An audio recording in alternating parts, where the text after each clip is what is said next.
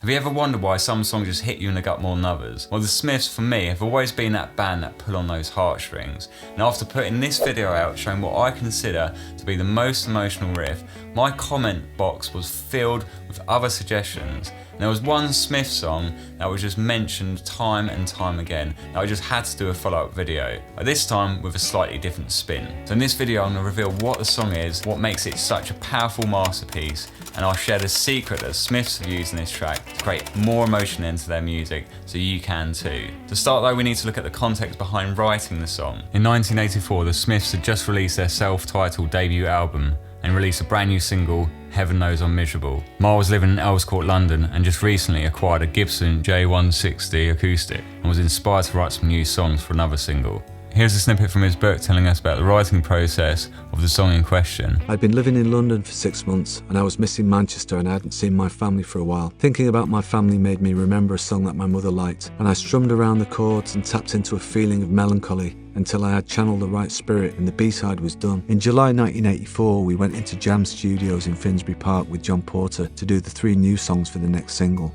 The single was quick to put down, as it was already written. The next track was in its embryo state, which I really love to this day, and we put that down very quickly.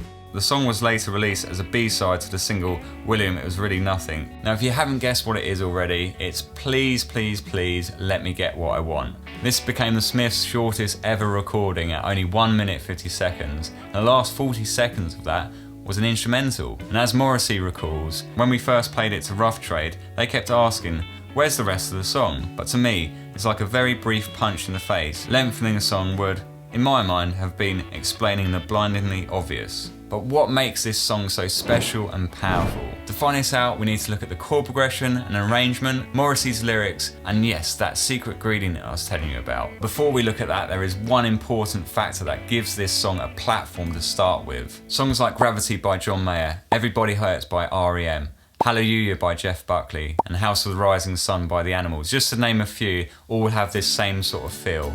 And that is the time signature of 6/8. This gives you a type of waltz feel which contributes to the overall sound. Now if you don't already know what 6/8 is, I'm not going to go too deep into it, but let's have a look at how you count it. So we're counting 6 beats and we're accenting on beats 1 and on beat 4. 1, 2, 3, 4, 5, 6.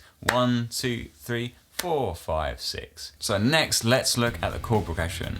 But just to keep it guitar friendly, I'm just going to say we're in the key of C today with the capo on the 2nd fret, but technically we're in the key of D. So the structure of this is so simple. We have a verse, a chorus, a verse, a chorus, and then there's a solo at the end.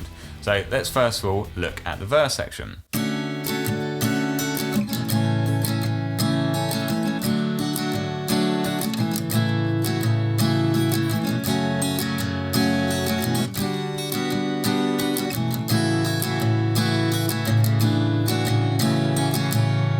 So nothing really unusual there. I think what we need to make a note of is the actual chords itself. We have major 7s and there are 6 chords as well. Let's now look at the chorus.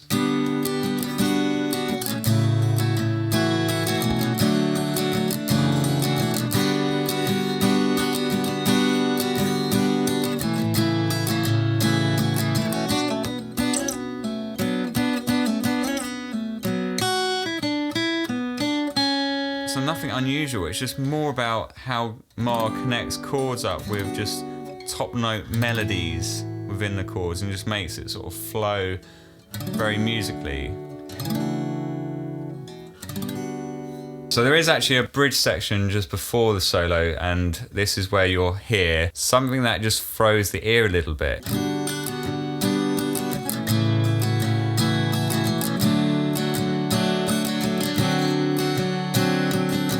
So for the last 2 chords of the bridge section, we have a C major, then we have C7, which resolves beautifully to our F chord, which is the start of the solo. On the original, Johnny Marr actually played The melody on the instrumental section on a mandolin, which was tricky to get right but was worth the effort. and it's an amazing sound. If you haven't heard it, definitely go and check it out. But what I'd like you to pay attention to is the last chord in the tune.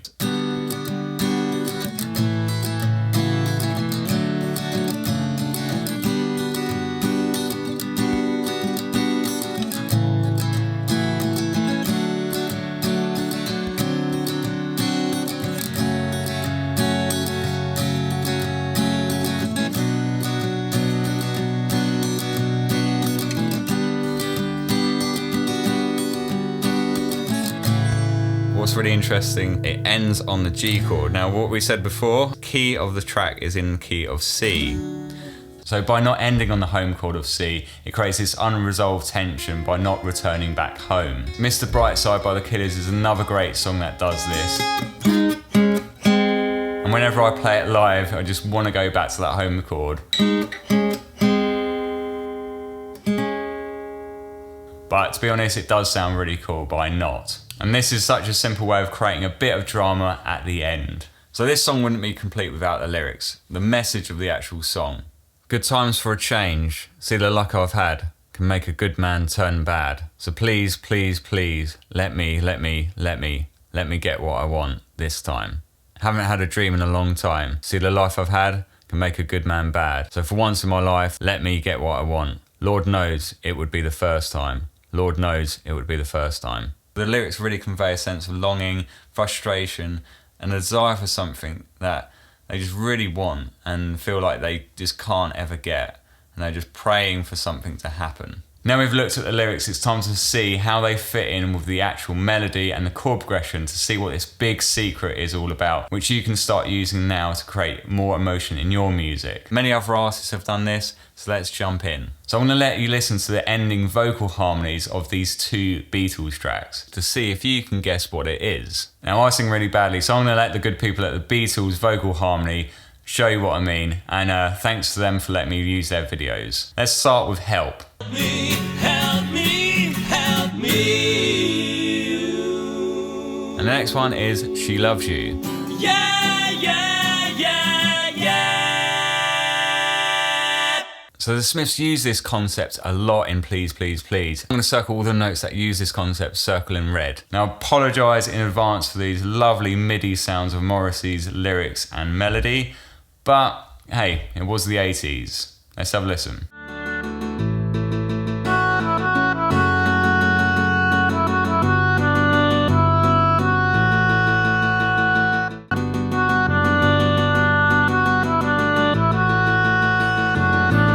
Now if you can't figure this out, I completely understand, but it is actually quite simple. So basically, if we look at a major chord, we have three notes. We have the root note, the third, and then the fifth. These are all degrees from the major scale. So what's happening in those Beatles examples and in Please, Please, Please, we're not just playing a straight major chord, it does sound different. And that extra note that's getting added to the major chord is the sixth degree of the major scale.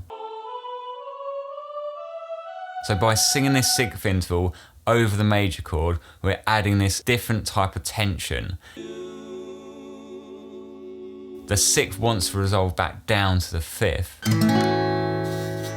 Even in Mars' chord progression, he is using a lot of sixth chords and major sevenths, which is really adding to that tonal palette. So as discussed in this video, I would urge you to experiment with all these different factors. 6/8 time feel, throw in some sixth chords into what would be maybe a boring chord progression. If you can sing, write some lyrics that are meaningful and to the point with no fluff, and introduce some sixth notes in the melody too. People needed streams of notes to understand. It was very important just to say, but with words, of course. And I really hope that will bring in some new light into your own writing. So if you are a guitar player and you're stuck for some ideas, check out this video up here where I break down the Smiths track that I know is going to bring in more emotion into your guitar playing. See you over there.